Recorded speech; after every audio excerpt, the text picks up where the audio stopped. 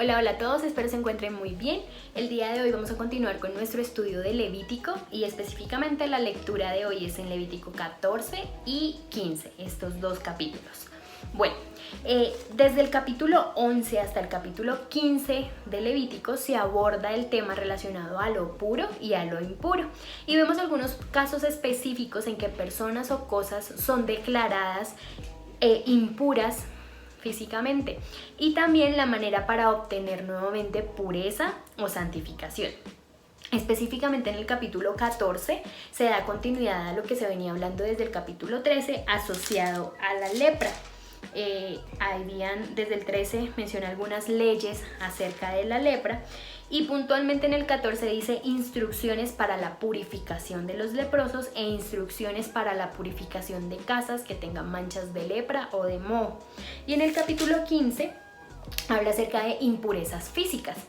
Esas impurezas físicas puntualmente son instrucciones sobre impurezas, algunas impurezas del hombre y de la mujer asociadas a fluidos. De manera general, en estos capítulos 14, 15 y desde el 11 se menciona la manera o motivos por los cuales una persona o cosa era declarada impura y cuál era el procedimiento a seguir en cada caso. Esto incluía acudir al sacerdote, ya sea Aarón o alguno de sus hijos, quienes eran los encargados de determinar el estado de una persona, fuese puro o impuro, y también había un ritual o sacrificio en torno a esto. Esto pues ya lo hemos leído en el capítulo 13, en los versículos 1 menciona relacionado a esto, en el 17 también, que ya pues lo leímos anteriormente. Las impurezas como tal, físicas que encontramos en Levítico ya no son relevantes para nuestro tiempo hoy en día. Sin embargo, tienen un significado espiritual, pues los principios que hay detrás de estas reglas que habían en Levítico siguen siendo vigentes y siguen siendo válidos para nuestro tiempo. Y esto lo podemos ver mediante tres analogías que me gustaría compartirles ahora. Entonces, la primera analogía es la lepra. La lepra tiene un significado simbólico relacionado con el pecado. Y quiero que miremos unos aspectos de la lepra que también se asocian al pecado. Uno, es doloroso, la lepra es contagiosa. Era una enfermedad que aislaba a la persona de sus seres queridos y también pues de la comunidad porque tenían que ser aislados del campamento y me imagino yo que traía también problemas emocionales para la persona que debía apartarse de su comunidad y de su familia. Asimismo, el pecado por eso tiene ese significado simbólico y se relaciona con el pecado, porque el pecado también es doloroso, también es contagioso y también nos aísla de nuestros seres queridos en muchos casos, pero sobre todo nos aísla de nuestra comunión y relación con Dios y trae problemas emocionales, y algo que también podía traer la lepra muchas veces y que trae el pecado es la muerte. Entonces, esa es la primera analogía. La segunda analogía es el sacrificio. El sacrificio, recuerdan que habían diferentes animales que se presentaban según fuese el caso y también la situación económica de la persona y se ofrecían en el altar y había un ritual en torno a esto. Pero ahorita la obra de Cristo en la cruz es ese sacrificio, es el único sacrificio que puede limpiar la impureza a causa de nuestro pecado. Ya no es un animalito que tenemos que llevar, sino que el cordero inmolado vino y murió en la cruz y a causa de su sacrificio, de ese sacrificio y de su muerte, limpió nuestros pecados. Y esto se asocia mucho a la tercera analogía. Esta tercera analogía es relacionada al sacerdote.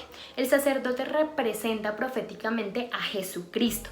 Solo a través de Jesús podemos ser nosotros declarados puros o limpios del pecado. Es la única forma. Ya no necesitamos llevar corderos, ni palomas, ni ofrendas, sino que Jesús es el único que puede limpiarnos del pecado.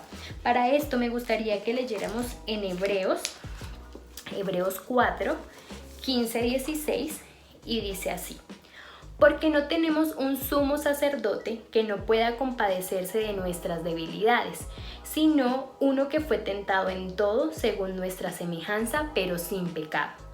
Acerquémonos pues confiadamente al trono de la gracia para alcanzar misericordia y hallar gracia para el oportuno socorro. Entonces Jesús es realmente ese único sacrificio y sacerdote que puede limpiar y declararnos limpios, y podemos acercarnos gracias a eso al trono de la gracia, así como lo menciona en Hebreos. Hoy podemos señalar otra clase de impurezas espirituales. Ya tal vez no estamos como en Levítico asociados tanto a estas impurezas físicas, pero sí espirituales, que igual ejercen ese grado de contaminación sobre nosotros. Por eso me gustaría que leyéramos Marcos 7, del 20 al 23.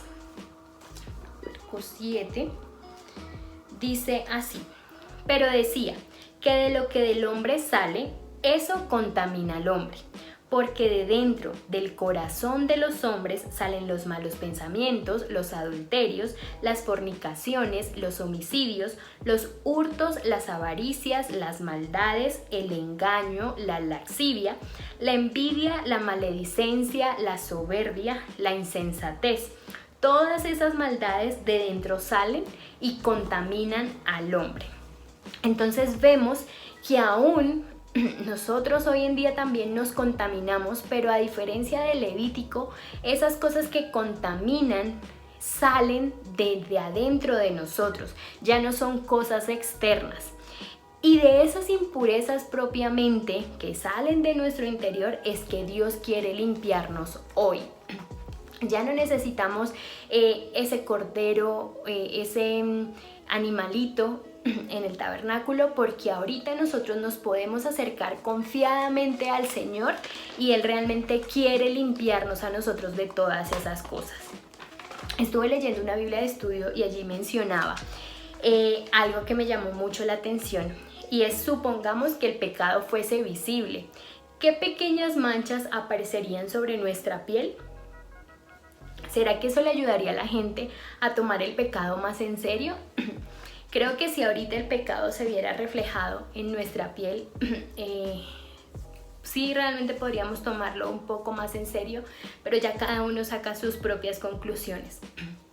Finalmente, lo que quiero compartirles es que hoy en día lo que Levítico nos puede dejar es que tenemos que acercarnos a Él con nuestras impurezas, y que Jesucristo y su obra en la cruz es la única capaz de limpiarnos, y ya no necesitamos todos esos procedimientos y sacrificios y protocolos que se requerían en el antiguo pacto, sino que ahorita, gracias a la obra de Jesús, podemos acercarnos a Él, y Él declara en su palabra que Él nos limpia de todo pecado.